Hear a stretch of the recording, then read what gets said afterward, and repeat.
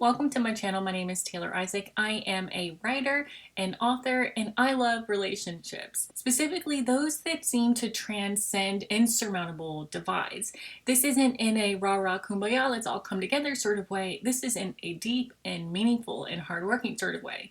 And this is what has drawn me to the speech by a comedian and satirist writer called Konstantin Kisin, in which he holds the position at Oxford that wokeness has gone too far. In this video, we're going to be diving into what I believe he's able to achieve through this speech and why it has gone viral. This video has transformed into sort of a reaction, commentary, and essay video, so if you like history, stick around at the end of the speech, as I'm going to be connecting it to a very poignant person in time in history that I believe adds another flavor and richness to this speech. So without further ado, let's dive in. I want to talk to those of you who are woke and who are open to rational argument. A small minority, I accept. Because one of the tenets of wokeness is, of course, that your feelings matter more than the truth.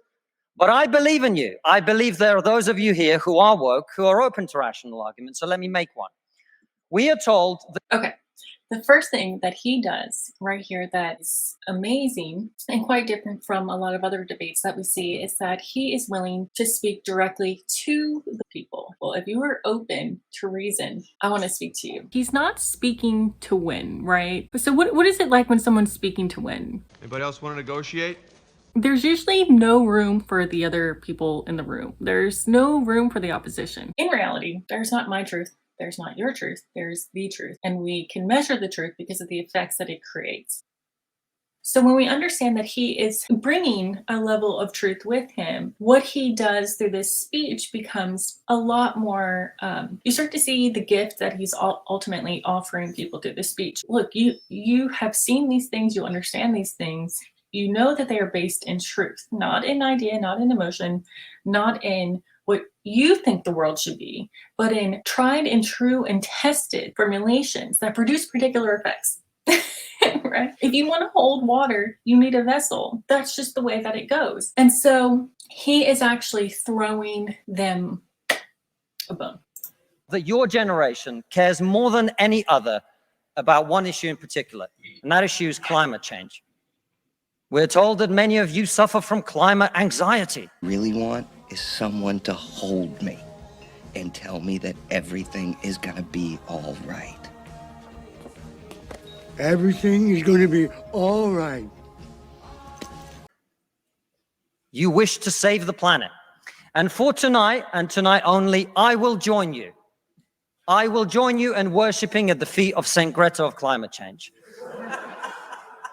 Let us all accept right here, right now, that we are living through a climate emergency and our stocks of polar bears are running extremely low.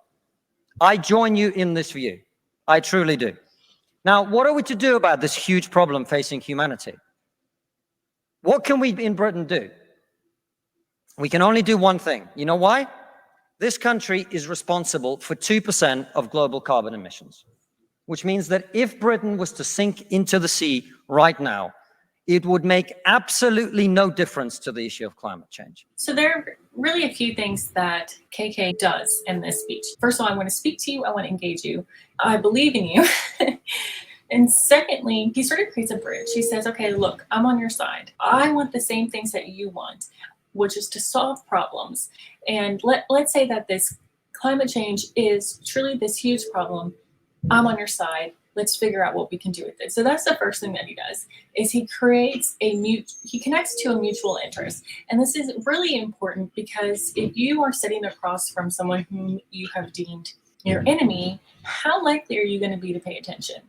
I like to say that the difference between an open heart and a closed heart is that an open heart wants to know who you are, and a closed heart has already decided who you are.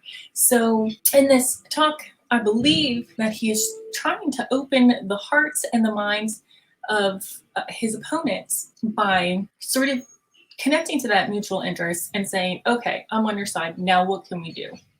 To sort of soften that initial barrier that people will have to someone whom they perceive is their enemy. The second thing that he does is that he is going to bring power back into its rightful position. Let's pay attention. Why? Because the future of the climate is going to be decided in Asia and in Latin America by poor people who couldn't give a shit about saving the planet. No, thank you. No, thank you. Oh, It's going to be decided by poor people in Asia and Latin America who don't care about saving the planet. You know why? Because they're poor. Because they're poor. I come from Russia, which is not a poor country, it's a middle-income country. 20% of households in Russia do not have an indoor toilet. What they have is an outdoor toilet. And I don't mean one of those nice portaloos that we get here. I don't even mean a Glastonbury portaloo. I mean a wooden shack with a hole in the ground that holds the collected fermented memory of the last 10,000 visits. How many of you are going to go home tonight and say, let's rip out our bathroom and erect a Siberian shithouse in the back garden? And if you're not, why should they? 120 million people in China do not have enough food. I don't mean that they don't get dessert. I mean they suffer from malnutrition. That means that their immune system is breaking down because they don't have enough food. okay. Here's something that's interesting. Oftentimes, the woke relate to the people who they perceive as their enemies as lacking empathy. Right? We don't care. We don't care about the environment. We don't care about people. We don't care about the future. And what he is demonstrating here is actually true empathy. He is able to. He's putting himself into the shoes of other humans in their poverty, in their stories, in their drives, in their motivations, in their essential needs. He's demonstrating that he actually has incredible compassion for humans and he wants a solution. But because he has compassion for humans and he wants a solution, he also recognizes what that actually means, that there are needs that must be met. You're not going to stop humans from developing. You're not going to get them to stay poor. Imagine you're Xi Jinping, the leader of China. When you were 10 years old, there was a revolution, a cultural revolution in your country, and people came and they put your father in prison.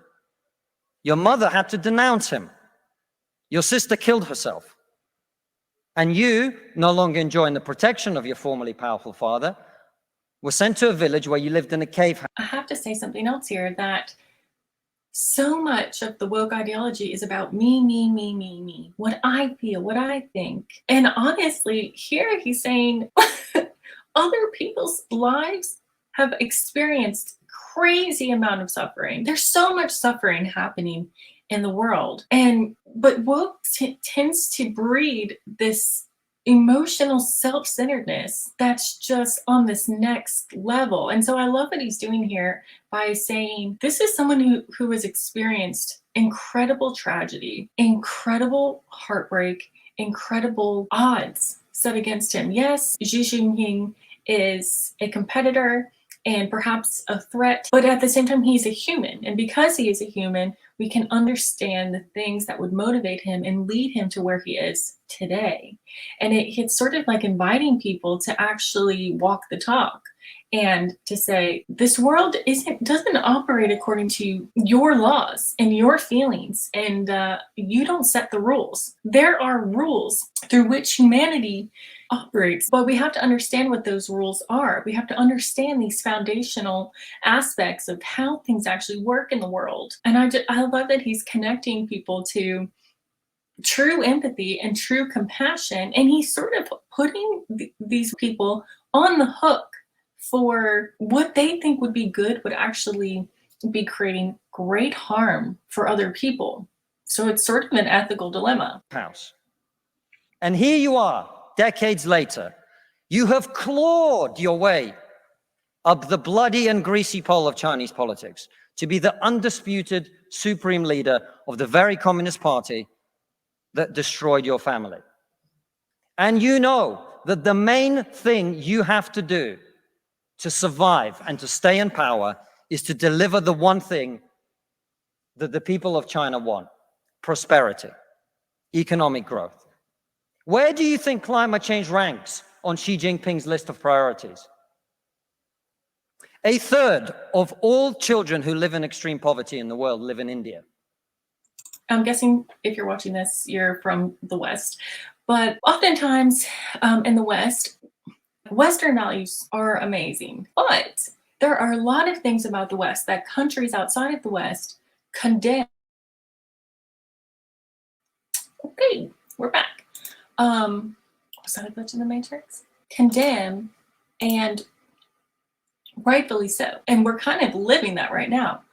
So a lot of critique about Western culture is the consumer model. Well, it's really two things. It's a consumer model and it's freedom at the ultimate legalistic sense. So these things, you can learn more about it if you listen to Alexandr Solzhenitsyn's Harvard commencement speech. He goes into this. He was won the Nobel Peace Prize for Literature, and he was actually a Soviet, I don't know why I'm doing this. He was a Soviet political prisoner who was sent to labor camps. He gave this Harvard commencement speech, and you would think that he would come from this horrible experience where he was, put in captivity and all of this stuff. But actually what he came to understand is that everything is mixed. Good and evil can be found in each person, right?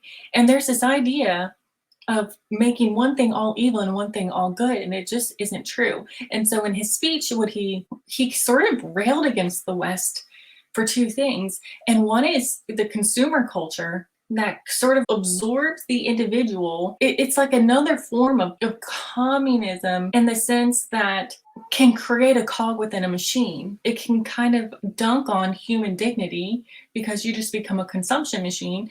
And then the second thing is freedom to the point of destruction. He talked about people should have the right to not be bombarded with meaningless, soul-crushing information and images all the time, which of course, for us in the West, we're sort of like, okay, well, if you don't want to see it, turn it off. But so with all of these different questions, and I just want to bring that up because there are nuggets. There are nuggets of values and Western frameworks that are absolutely gold and important to create prosperity, to create peace, to allow a soul's potential to be made manifest in the world. But there are also challenges that really stem from human nature and stem from, our own weaknesses and blindness. We can take a lot of heat from other countries and other systems of government and social structures who see the evils of that way. Let's continue. That means they are starving and dying of preventable disease. Now, about 15 months ago, my wife got pregnant. Not me, because we're old school.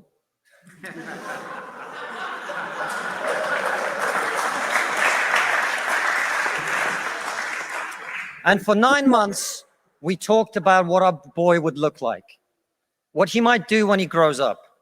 We looked at baby scans and videos on YouTube about what the fetus looks like at 9 months and 12 months and 20 months. And eventually he was born. And he is this cute little bundle of joy. He's cuter than about 80% of puppies, right? Now, if you said to me that I had a choice, either my son had a serious risk of starving or dying from a preventable disease in the next year, or I could press a button and he would live. He would go to school. He would bring his first girlfriend home. He'd go to university and graduate and become a woke idiot. Okay, this is something that's really important. 24. Oh, no. Something that's really beautiful about this portion of the speech is that he's saying what is the most important thing here is the potential to live. And that potential and that desire is so strong for a parent, but also this exists within humanity. To reach our potential is so strong that it is worth even the risk of him growing up into this woke idiot, right? Just his child getting the chance to live and to make his choices, even if they're choices he doesn't agree with. That's worth fighting for. That's worth choosing. That's so much the argument of free speech. It's even if someone says something you don't like, the being able to protect it and to have it is a million times more important. And I think of J.R.R. Tolkien. There are other forces at work in this world, Frodo, besides the will of evil. Well, you could tell that he's seen war, he's seen horrors, and he's seen the effects of evil because he loves ordinary people. As long as they're hobbits, as long as they're simple people who don't have to think about these crazy things, it's worth it. And then he'd get a job and get married and have children and become a man. But all I have to do is press this button. And for every day of my son's life, a giant plume of CO2 is going to get released into the atmosphere. Now, you're all very young, and most of you are not parents. Let me tell you something. There is not a parent in the world who would not smash that button so hard their hand bled.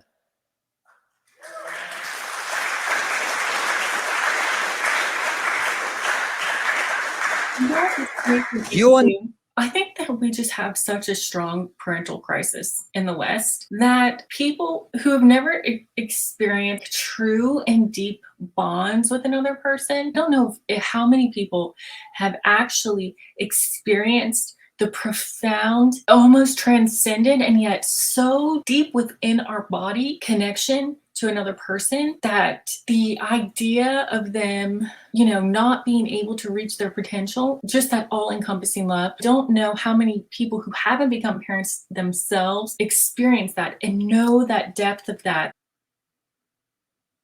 I don't know. Just thoughts. Not going to get these people to stay poor.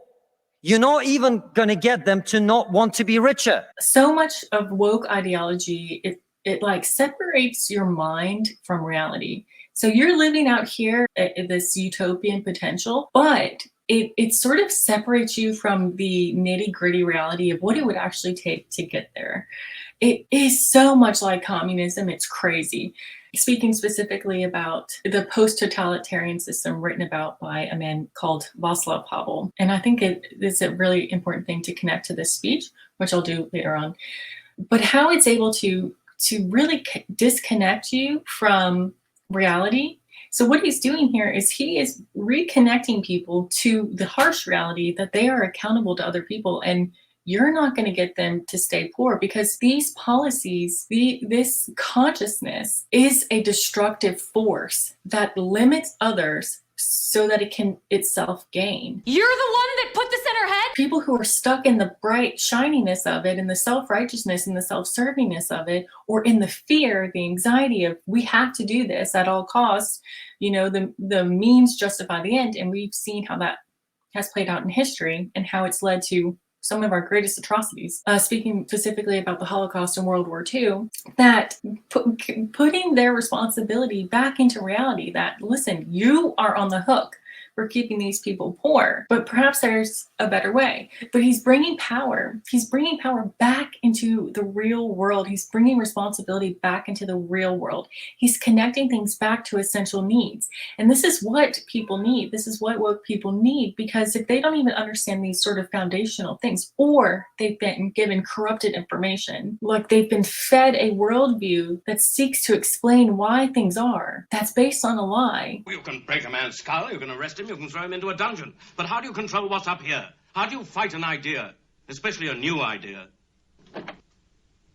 You ask how to fight an idea. I'll tell you how.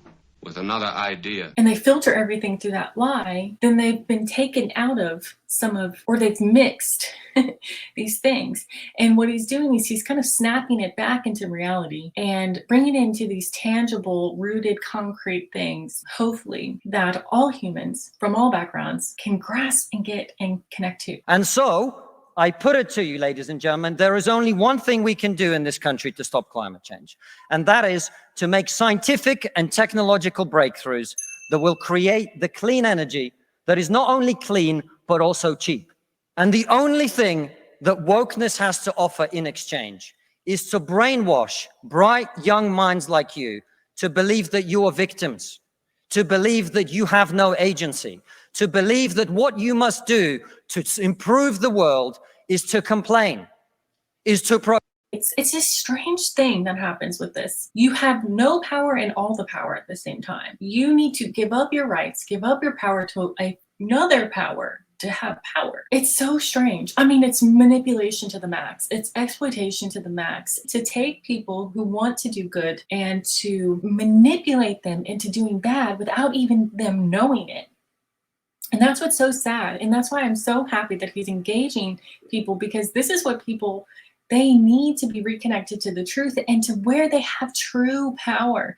Because so many of these people are good people, are people full of potential, full of desire, want to see the world become a better place. But it's been sort of captured and funneled into a destructive ideology. And it corrupts the mind. It corrupts the mind because it gets you to focus on yourself, on serving yourself, while believing that you're actually focusing on others. It feeds your ego. You become the leavened bread. And that's why it leads to so much anger and hatred and judgment. And that's really a sign that your ego has been fed, because when things are put within your capacity, when things are put within your realm of true potential, you start to feel empowered. You begin to feel calm. You begin to feel like, okay, you're on track. You have a purpose, you have a place. You don't have to go out and fight enemies. You don't have to glue your hands to stuff.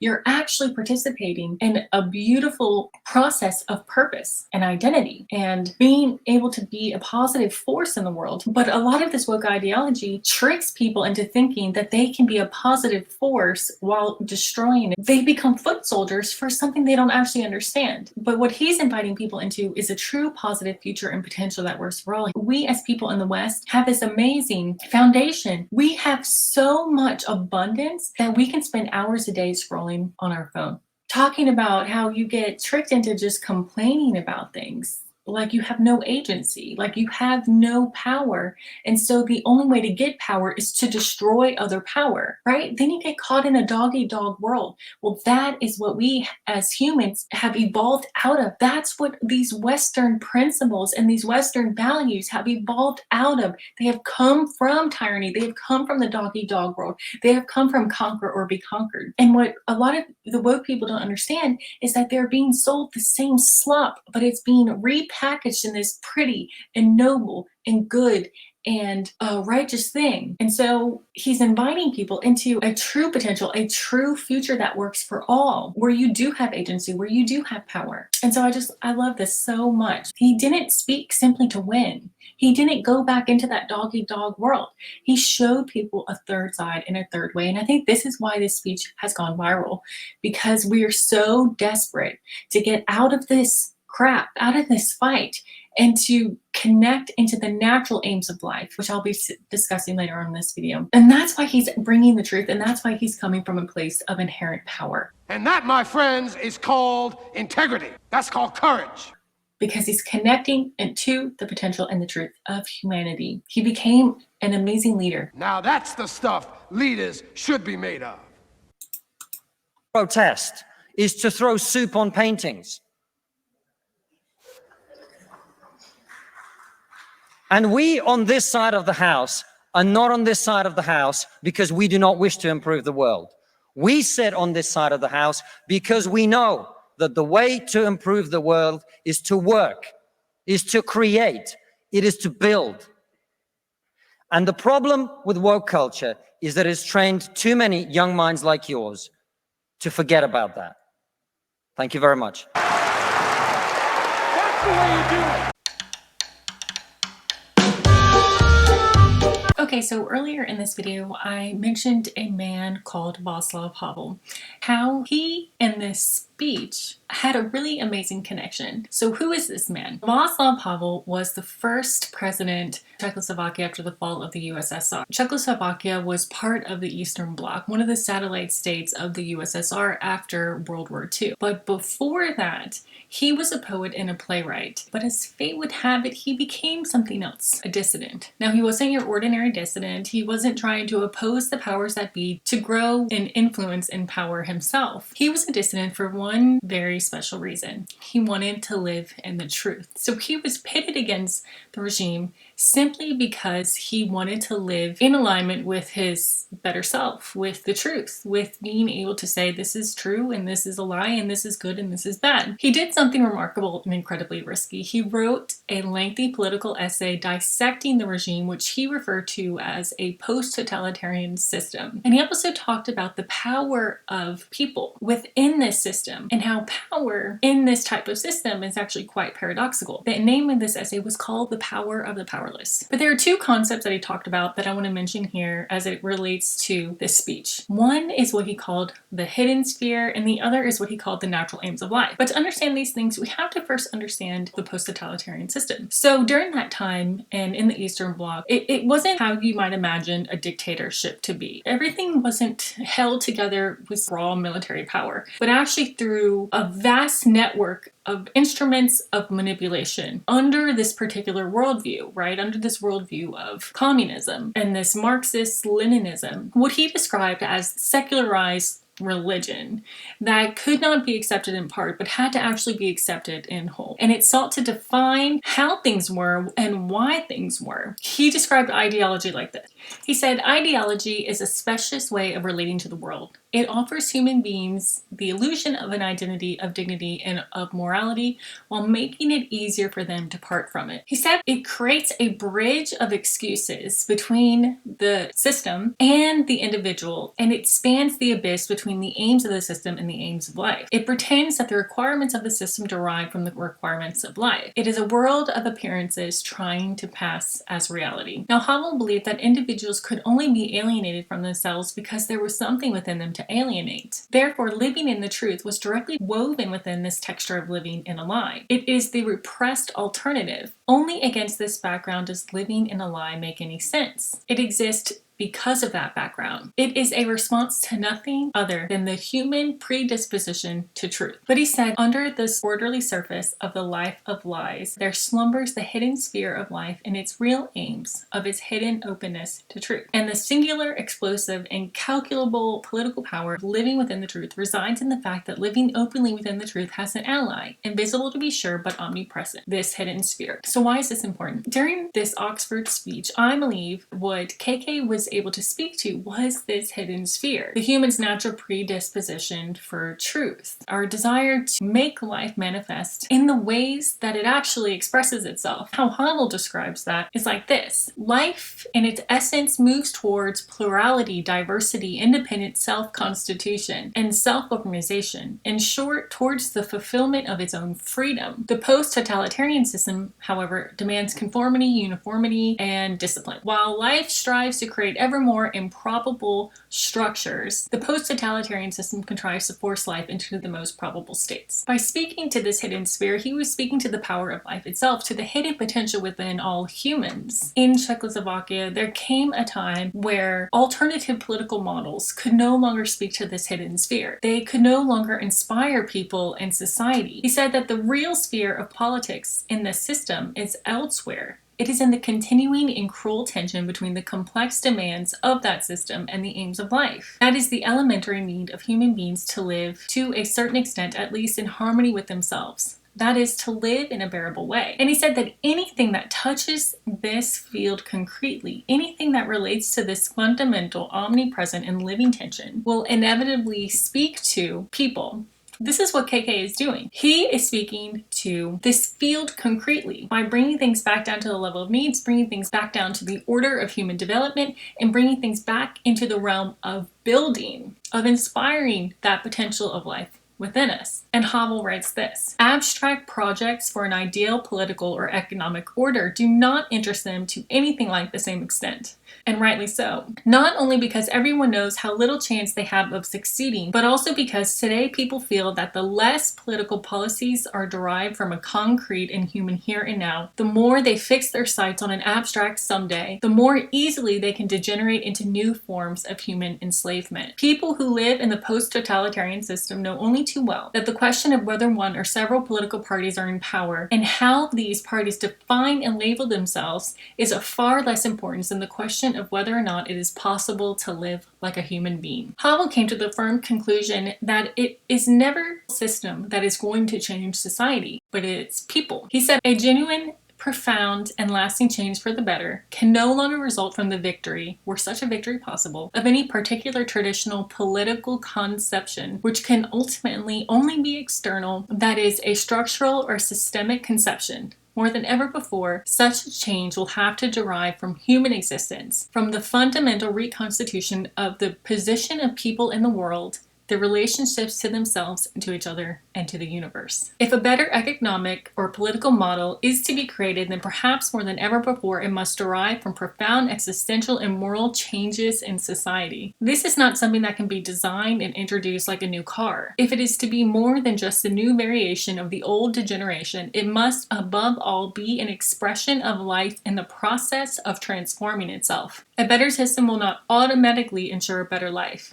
In fact, the opposite is true. Only by creating a better life can a better system be developed. In other words, in order to take care of ourselves, our neighbor, our planet, and people is a personal game. It is within the personal reconstitution of each individual to themselves, to God, to other people, to the world around them. And no political model or policies can ever create that or enforce that. No ideology. If wokeism truly wants to change the world, it has to start with itself. Releasing this idea that the world is inherently wrong and bad, and all of history is defined through the negative, rather than a world that is inherently good that has just gone out of order. And all of this is simply to say that we're all responsible and we're all on the scales. And while it's so easy to sit back and mock the other side, Konstantin has sort of modeled the way to speak the truth, to not be afraid, and to know that when you do so, it's actually an incredible gift to your quote-unquote enemy, because there's a spark of truth within all humans desiring to know itself. Havel was trying to tell people back then, Konstantin seemed to be able to live out today, that it is in speaking to this hidden sphere and the natural aims of life that we step into the third way. And I believe that this is why his speech has gone viral, because we can all sort of relate to it. His speech is not simply an oratory work of art, it's actually a relational work of art. Thank you so much for joining me on this deep dive. Great cake. Nice.